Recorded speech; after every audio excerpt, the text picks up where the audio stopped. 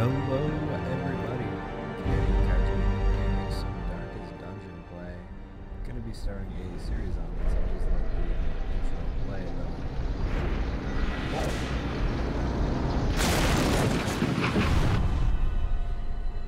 You will arrive along the old road.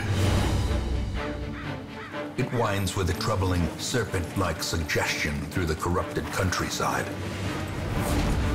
leading only, I fear, to ever more tenebrous places. There is a sickness in the ancient pitted cobbles of the old road, and on its writhing path you will face viciousness, violence, and perhaps other damnably transcendent terrors.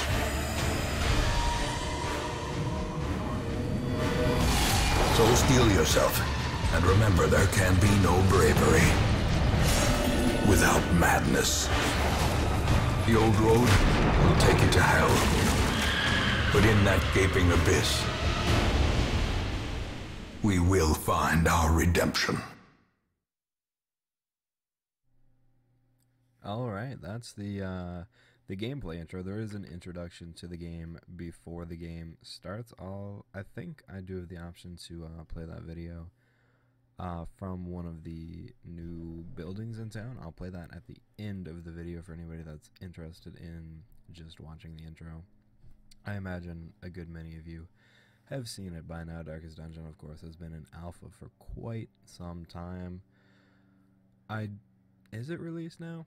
I don't even know. I do know that a great many updates have occurred to the game, and it's been a very long time since I have played it, so I'm eager to start up a new series here, go through the game, record it, keep me a little motivated, a little what's the word?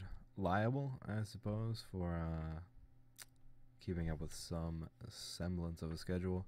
Just waiting to load in here. Taking a little bit longer than I had thought it might, but that's alright. So for those that don't know, Darkest Dungeon is a side-scrolling dungeon crawler, kind of, with some XCOM base management. A little bit. It's a little bit of a... Brigands have run up these lanes. Keep to the side path. The hamlet is just ahead. This is the tutorial here. We've got two characters. We move with WASD or by clicking. The object is just to forward. Dispatch this thug in brutal fashion, that all may hear of your arrival. So, turn order is based on the speed stats. So he's got 7 speed. This guy has 3 speed. So, it's a good chance that my highwayman will just pen. So, this game is all about position. Yellow dots are where the skill can be used in party order. Those parties that are comprised of 4 people, this tutorial discusses 2. So open vein can be used with every slot from the back. Pistol cannot be used right now because it's only firing final enemy rows. So the first slot there is grayed out. Whereas this one can attack the first 2 enemies. Grape shot will attack all 3 of the first enemy parties. Traction shot is the final 3 there. So I'm just going to start with the enemy dodged it. The enemy actually does get to go before my weapon speed crusader. It's pretty rough. Just going to do a stunning blow. Do 4 damage. Every time you stun the stun resistance goes up. So you see they went for 45. However, confidence surges as the enemy crumbles. New thing out of the game is remind yourself that overconfidence is a slow and insidious killer. I'll explain more about the corpses as we get into it. So as you walk along, you'll find obstacles or interactable objects. This is a brigand's tent, clearly where the ambushers have camped. I can check inside the tent, drag an item to use on it, which will be more important later on, or ignore it. Why would you ignore it? Well, oftentimes things are booby-trapped or that has some negative effect, but we're going to go ahead and find that they had value. Leave nothing unchecked. There is much to be found in forgotten places. Gonna An ambush. Send these vermin a message. The rightful owner has returned, and their kind is no longer welcome. Alright, so we're against a big guy here who actually takes up 2 of the enemy slots. And if you see the back slot there. So let's see, we got a 50% stun resist. I'm gonna go ahead and just I could use Zealous Accusation to try and hit both, but he's so big, both hits would actually just go on him and just be one. We'll just go with this rate, it's pretty strong, it does 11, I think it's 35 HP, not that long. This rate is gonna do him great shots. And so will I. Actually, you know what, I'm gonna this guy, he's got so much he will actually not.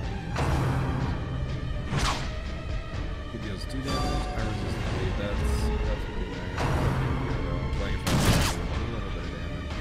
I feel like this used to be a bit nerfed. I remember back your main goal. Prodigious size alone does not dissuade the sharpened blade. Alright, so here's a large corpse. So previously, enemies died, and I did leave a corpse, and the enemy behind them would move up to their slot. Now,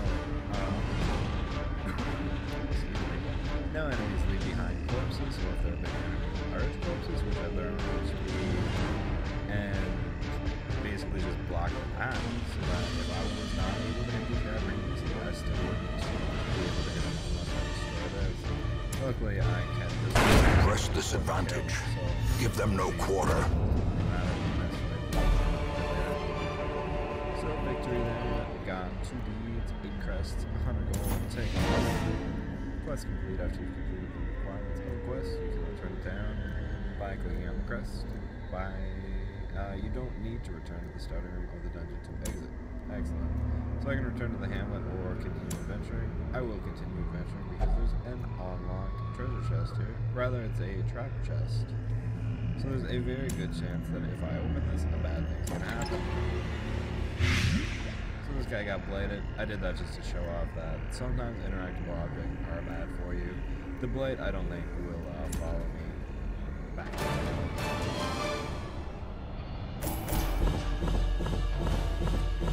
Alright, so we get to the victory road, victory screen of the old road. Got 5,000 gold in addition to the 875 gold treasure that I had collected. As well, we collected 8 crests and 2 beads, as you can see here. No portraits and no busts, although I do lose a certain amount. Let's see what traits we got. Alright, so right here is the stress level of both of our characters. I don't know if you can get stressed in the tutorial. There's probably a way. I suppose if you just take enough damage. I'll explain that as we get relevant. We got +2 resolve XP, so this little bar right under the 1 is how much XP to not much. But you only need 8 for the first level. So let's see, every time you finish a quest, you get a good and a bad trait, or 2 good traits, 2 bad traits, some combination thereof. So this guy has -1% crit chance, but he improves his stress reduction while meditating and while camping, so that's pretty good.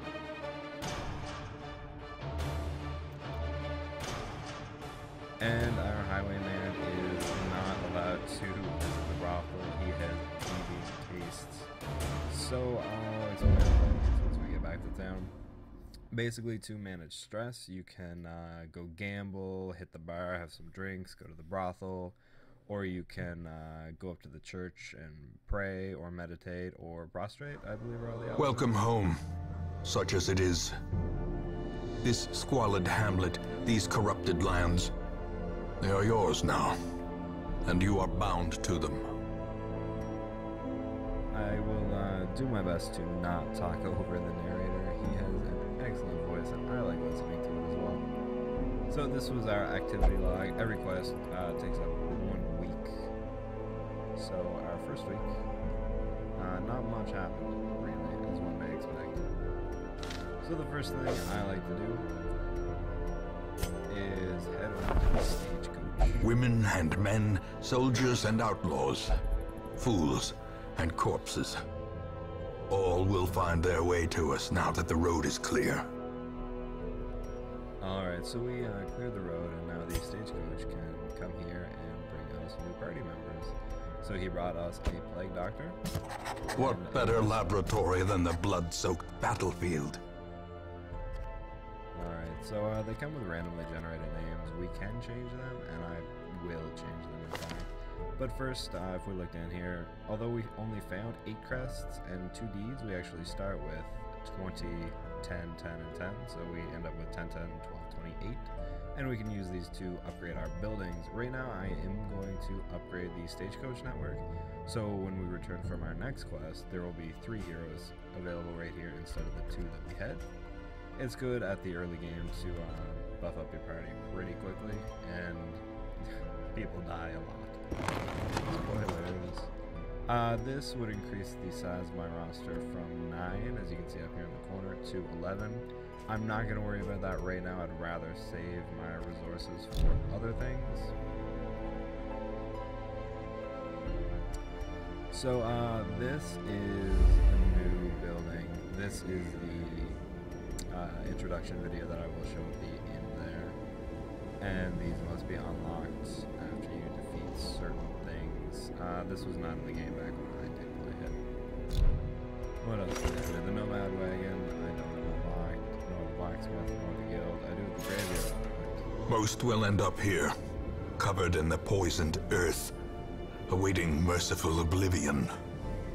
So whenever one of my heroes inevitably falls, they will end up in the graveyard. We can visit them, say hi.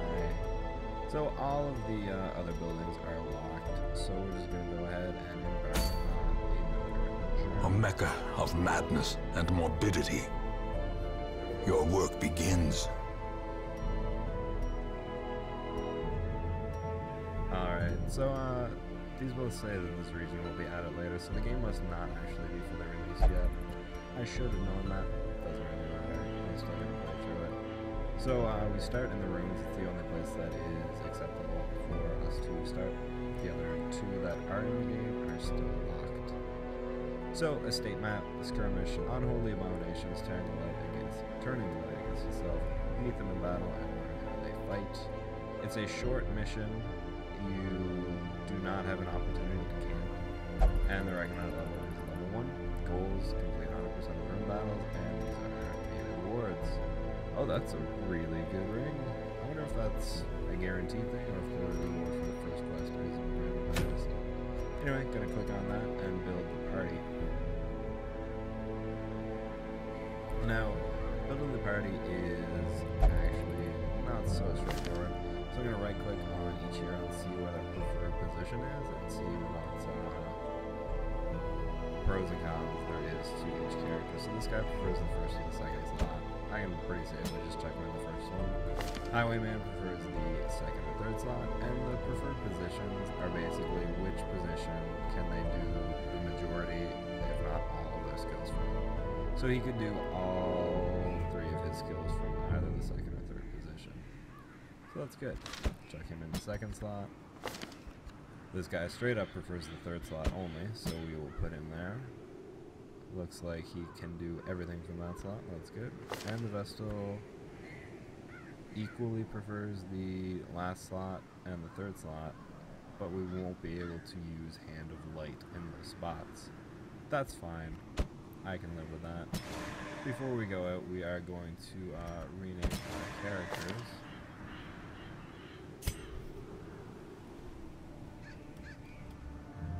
So that'll be me. Just gonna turn these into names of my friends because why not, essentially. I don't know if the Plague Doctor is male or female, but that makes me Riley now. And my best one will be very good. Now it's time to provision. The cost of preparedness, measured now in gold, later in blood. Alright, so it says for the first mission, try bringing at least 8 food and 4 torches. I'm gonna do 8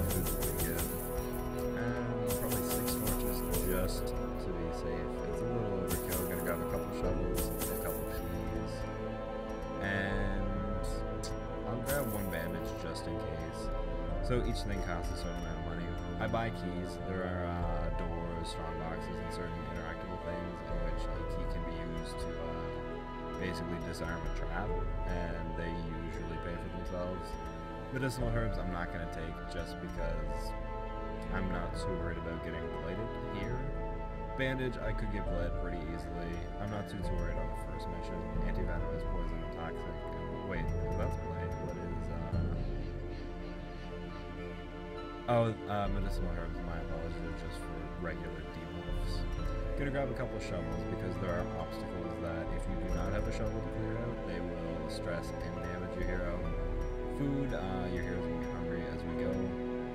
Holy water can buff up your defenses and can be used on interactable objects. And torches increase the light level. The light level is super important in this game.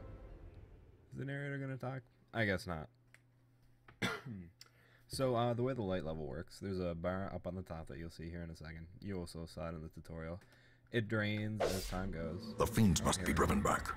And what better place to begin than the seat of our noble line? Alright, so this is the bar I was talking about. So right now, our light is at 100%. So we have +2 scouting chance and +2 monstrous surprise chance, so you can get a sneak attack basically. We now have the feature that lets us reduce the torch and snuff out torches, so why would you want low light? Well, in low light you get +2 to loot and extra critical chance, however the monsters are also stronger, and it's basically the hard mode playthrough to do that. So we started in this room, nothing going on here. We're just gonna click down here, go through the hall, and look at that, I'm glad I brought Even the cold stone seems bent on preventing passage. And here's our first fight. Two unraveled and a courtier. Not the strongest enemies ever. I'm gonna grape shot them so I can hit all three, or hit two and that's fine too. Let's see what this guy got. Plague grenade, houses blight, which is not super effective against those guys. So I'm gonna blindly cast this guy. Let's go. So it would have been his turn next, but he stopped. So his resistance went up from 0 to 20. Dazzling Light is the only damaging spell that he has from the back, and it has the interesting ability of not only being able to stun, but it actually affects our damage meter, so it's currently at 88. So I'm going to Dazzling Light this guy. It only did 1 damage, stun, and we got up to 94, so you can affect other elements with it. I'm going to go ahead and... As the fiend falls, a faint hope blossoms. So I don't know why these skeletons leave behind meaty corpses and not just bones, but that's fine. I'm not gonna figure this out. I'll just do 1 damage here.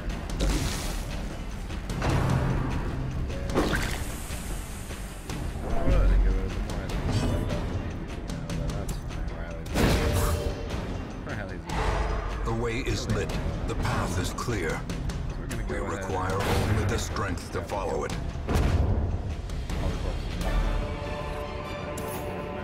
Got a couple of leads and some gold. That's really good. Put our map back on and keep going forward. So depending on who you have selected here, when you interact with an object, that specific character will interact with it. So I'll stick with me. There's an Iron Maiden. I don't think I've ever had a good thing happen when I click on these. Alright, sure. 4 busts. That's a first. I'm happy about it. Usually something terrible happens and I get super stressed out and a negative trait, so it's a bit of a risk. Okay, that's really good. So our ++ scouting right there actually worked. Every time you enter a room, you have a chance to scout. And essentially this just shows what is down these hallways. So there's 1 instance of loot or 1 interactable thing. 1 combat, and what is the spider whip? A trap, I believe. Yeah, it's a trap. So I think my highwayman has the best chance to do that. Select a hero, yeah. So I think my highwayman has the best There we go. So he actually cleared 7 stress and he's at 0 to 200, which is really good. What are the chances this works out twice in a row? Literally 0. Excellent. So he's now claustrophobic, which just gives him a severe fear of enclosed spaces. He's also a kleptomaniac, so he's prone to stealing things, which is super obnoxious. And he'll only pray for stress relief. There is a way to get rid of these quirks, and I will demonstrate that right now. This guy's a known cheat. He won't gamble, and he won't visit the brothel. What are your good ones? He's stun resistant and has extra speed. Excellent. This guy is minus 20% stress resist if his health is below 50. That can spiral out of control pretty quickly. Luckily, he also has some really good positive quirks. Quick reflexes is just excellent, and +5 accuracy to his range skills is super good. Hannah is a slow draw, so only in the first round is her speed affected, but that means she's never going to go first, basically. And she has an intense craving for alcohol. It's just like the real Hannah. Oh. And +3% crit to melee skills. And of course, her only melee skill is right there, and it's not even unlocked. Once we get a few shots, we can go to the barracks, and for now, death waits for the slightest lapse in concentration. So that guy did a hit. It did a crit, so everybody in the party gets stressed. And of course, my Crusader took damage, so that's I'm gonna go ahead and try to stop this like last time. And it works. So I'm gonna do the great one. Got every single one. Oh, we get a double kill since my Crusader. So he is taking some solid hits. So I'm going to use my grip. And he'll put it over him. But hey, 3 health is 3 health. Confidence surges as the enemy crumbles. So as you see there, crits were both ways. So I got a crit on them, so all of my party got de-stressed a little bit. Extra damage. There's one mega crit. I'm going to try to blind the guy. Well struck. He resisted. That's fine. Pistol shot. One health. Can I get him with this guy? I cannot. I'm just gonna buff myself up. I don't know if that's me using combat or not. But he's also he's constantly marked himself, so there's a higher chance that this guy will continue to attack me, which I do actually want. Press disadvantage. Give them no quarter. As victories mount, so too will resistance. Alright, so we got some more gold there and some emerald, which, as far as I know, the treasures that you find are just different versions of gold, essentially. Alright, so our dim light is now effective, and we don't really want dim light. We want the radiant light right now. There are ways of playing in the dark, and there's some traits that actually make playing in the dark very viable, but I've got no interest in playing with the darkness too much on the first mission here. So she just got stressed out. As you move along the dungeon, people just get stressed out. That's just the name of the game. Oh, a third one. Alright. That could have been a lot worse. But at least they're not all bad all the time. Just a couple of bone rabbles this time. I'll just grave shot so I can get you. Probably about to die. Sure, why not?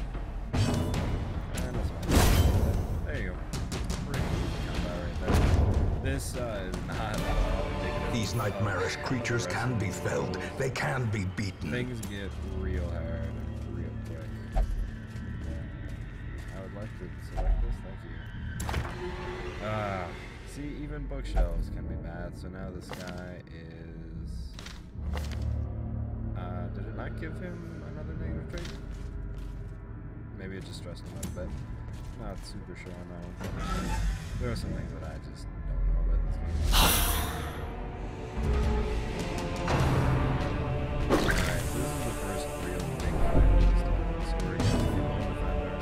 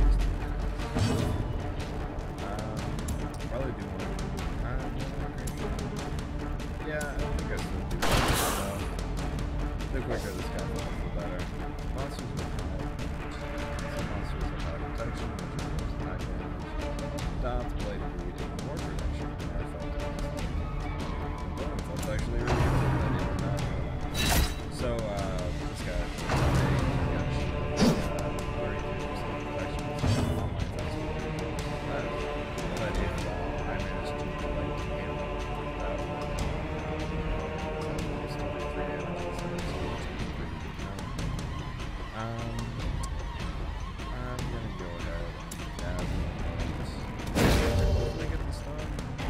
Yeah, I did get it back. Even though he's trying to or was it 5 days? I don't know, I think it was 25 days. So he is a bigger enemy, but he's not a large enough to take up himself. So his accusation kill him. So he has a chance to really do anything of note. And I'm gonna try to slow these two. That worked. Very good. This guy will die. Prodigious size alone does not dissuade the sharpened blade.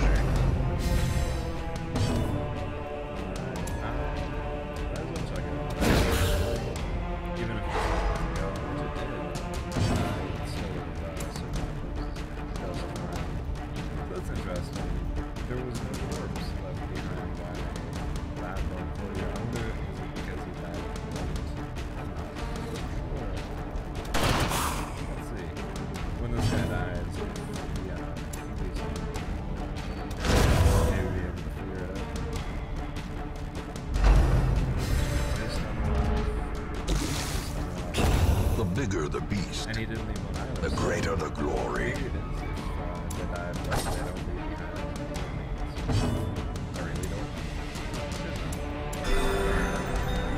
Critical heal, that's so good. So that was stress.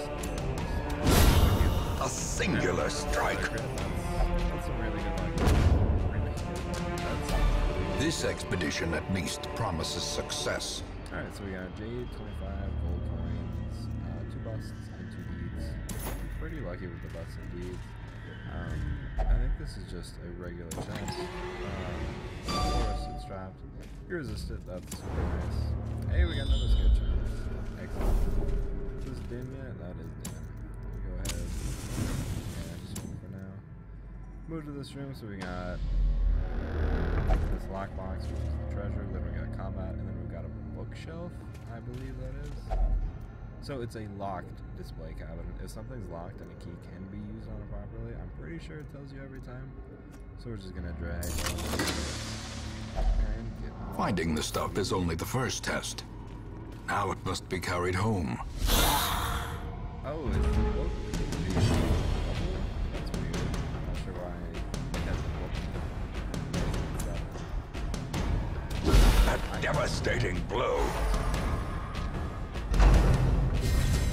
Alright, so we got the double stun. Excellent. Really good grave stuff.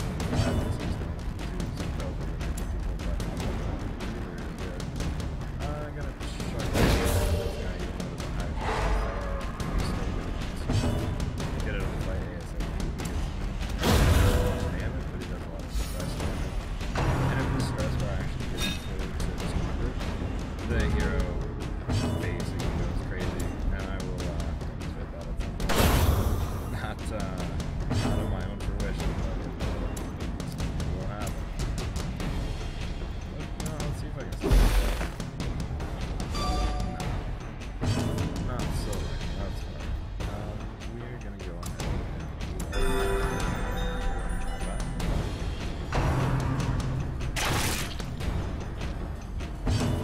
I feel like the enemy hunters might have been nerfed because they seem to did the corpses just dodge my attack. That is impressive.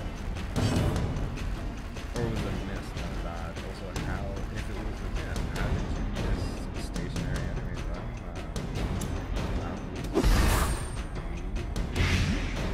Alright, got the flight down. That's good at least. It got the 5. That's good. Another Coral. Gonna heal her next. Alright, that's better. That was so bizarre.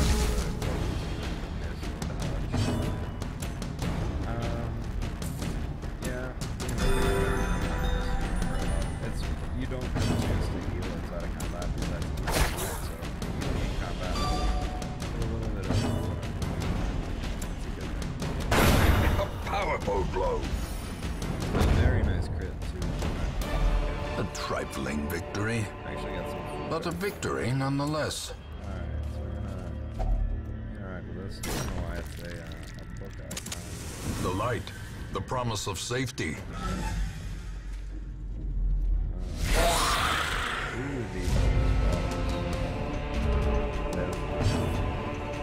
So I actually got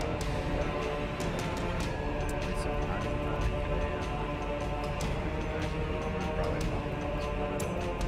fine. So I'm going to not stop the light on the music. I essentially have a free time rest.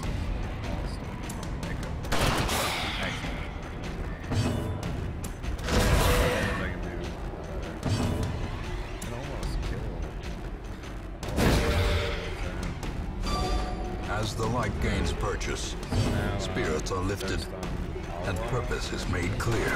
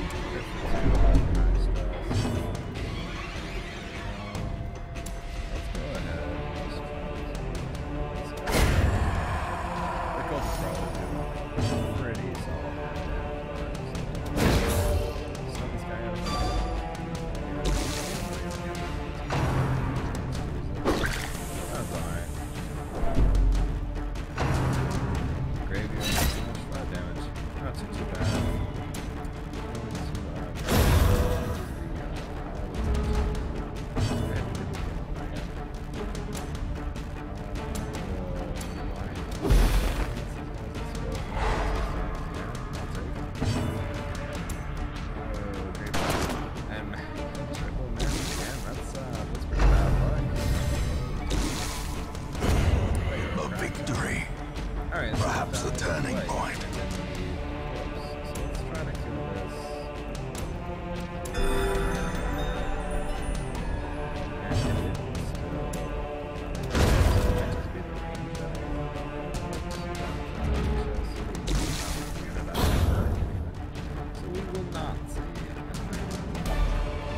Remind yourself that overconfidence is a slow and insidious killer. Alright, so we want to continue adventuring because there are 2 rooms as well as this object in the back.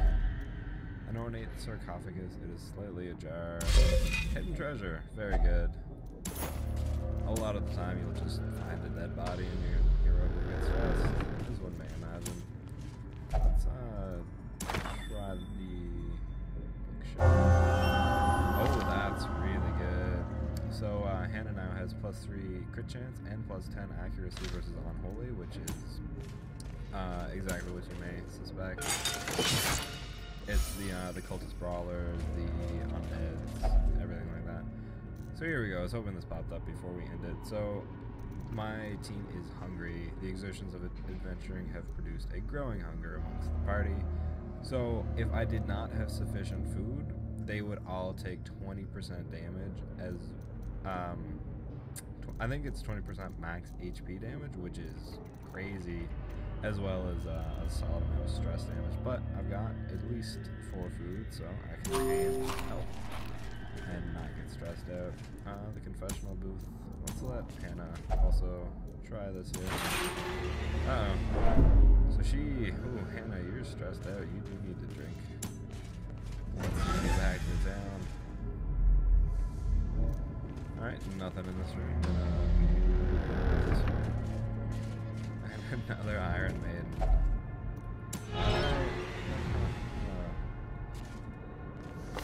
Oh gosh, what did you get this time? Nothing. Seemingly nothing. Alright, that's fine. The torch, the light is fading, the current level greatly affect. Whoa, what just happened? Ancient traps lie in wait, unsprung and thirsting for blood. Okay, that was a lot just happened there. And a lot continues to happen. Virtuous. Sometimes heroes respond to the onslaught of stress by becoming heroic. This elevated state of performance will last until they kill or return to town, and confer stat bonuses and other benefits. So what happened right there, the torchlight fell below 50, which prompted a tutorial pop-up.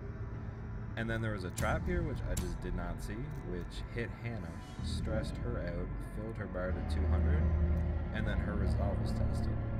So she would have either freaked out, which is the much more likely outcome, or she became stalwart and heroic and actually, like, is my hero right now. So we're just gonna move along. Got on burn torch. Yeah, take that torch. I was like, In Radiance, may we find victory. and there's nothing in this last room, so we're gonna go right back to town. More bones return to rest. Devils remanded to their abyss. Alright, so this is excellent first class. We're gonna get into the she was stalwart.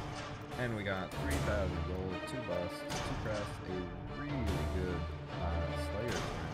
So the cultists, I believe, count as possibly the Omnids as well, because they came back via Eldritch Magic, I think more. I'm not sure, I'll check that out.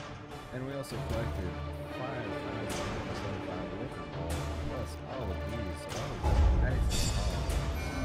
Alright, so we got new transfer element, minus 100% food consumed under stress. That's really, really good. So if he's super stressed out, he won't get hungry. And Hannah is steady, so she gets plus 10% stress resist. That's really good. And myself and Allie get off scot-free, so you can see these bars are slowly rising up. Now these guys are halfway to a level, and these are a quarter, although you can't see until the next screen. Back to town we go.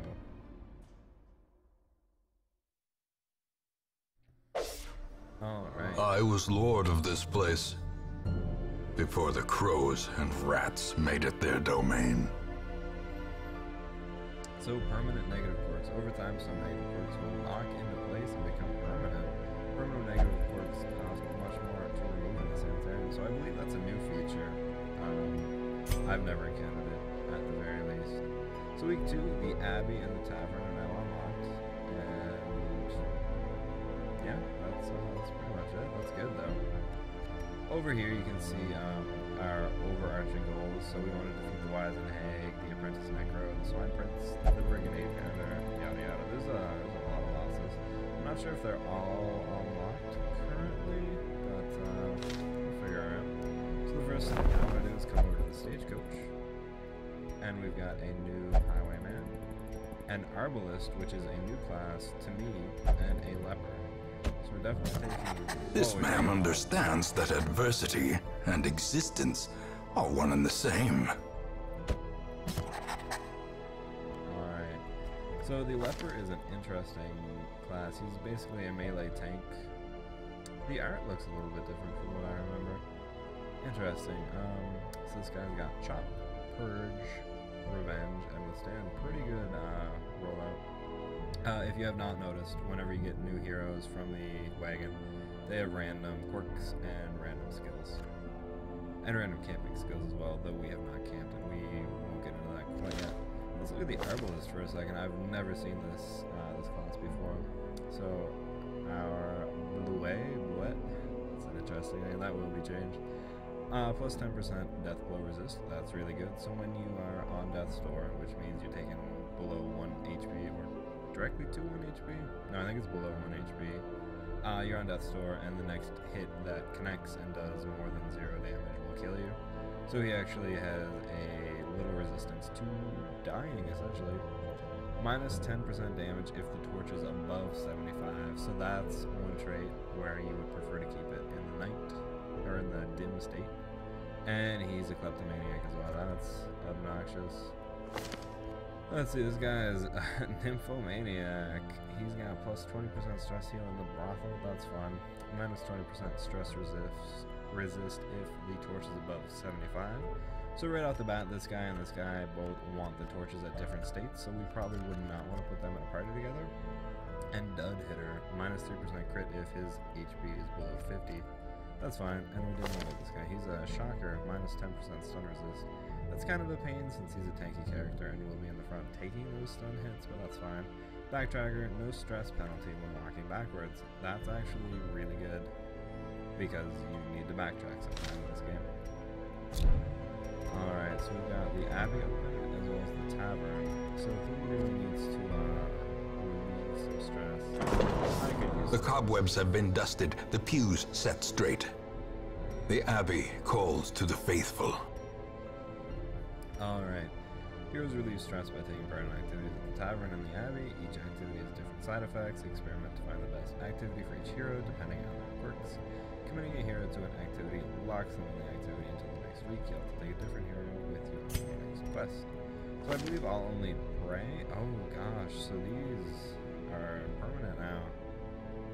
Huh, I'm glad Klepto is not permanent because I really want to get rid of that if I can. So he will only ever pray for stress relief now that he's permanently God of Hearing. So I will put him in the transit. It does cost money, but he will come back stress-free. You know what? I'm actually not going to do that. He's not that stressed.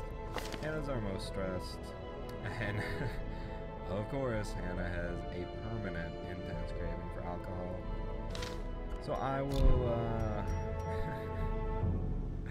that's just funny.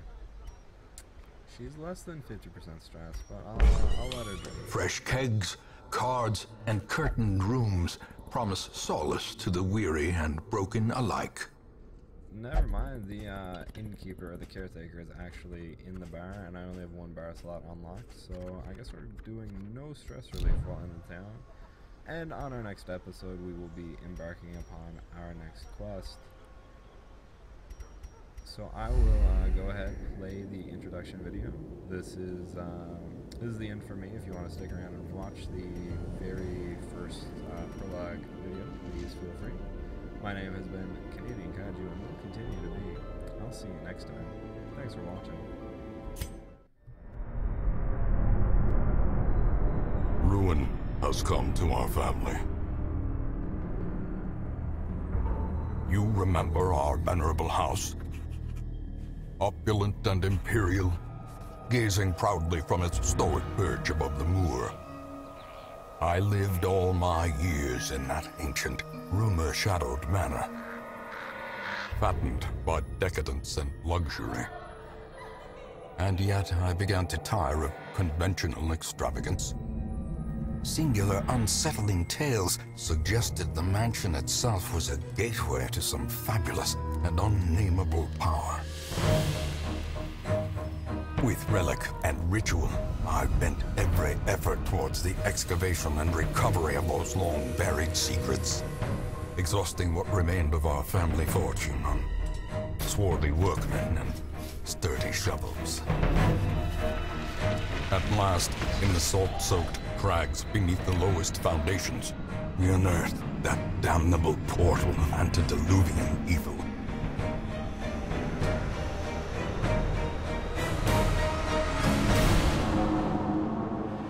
Our every step unsettled the ancient earth. But we were in a realm of death and madness. In the end, I alone fled laughing and wailing through those blackened arcades of antiquity, until consciousness failed me. You remember our venerable house, opulent and imperial. It is a festering abomination. I beg you, return home, claim your birthright, and deliver our family from the ravenous, clutching shadows of the darkest dungeon.